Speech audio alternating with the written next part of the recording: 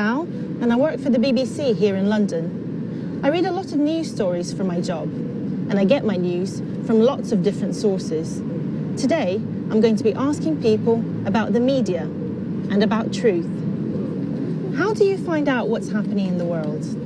I find out about what's happening by reading the news on the internet.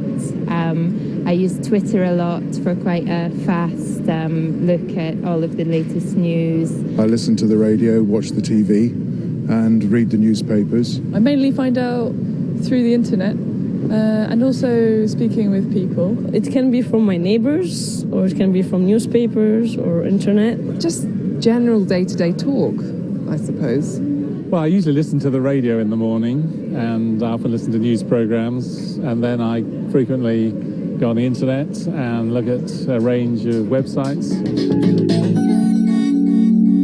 Do you always believe what you see or read in the news?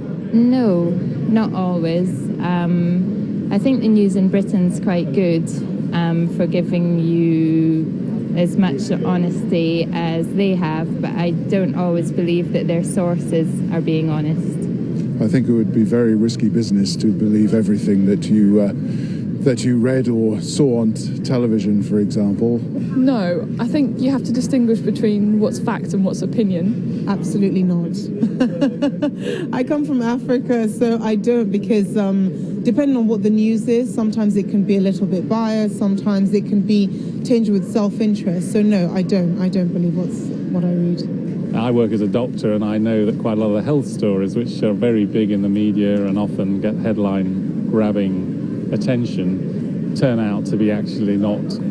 They're often quite misleading. So I suppose I'm a fairly critical consumer. When is it okay to tell a lie? I think it's okay to lie sometimes to protect the feelings of another person. You don't want to tell the truth to a kid about something wrong that happened, that you don't want to scare a kid. There are some lies that are necessary, I think. Yeah. Well, in general, I think it's not a good idea telling lies because it destroys relationships. But I suppose telling white lies, when my wife says, what do I look like in this new dress? Sometimes I'm not going to be strictly honest. I think it's okay to tell a lie when it's not harming anyone directly. Tell me about a time you told a lie.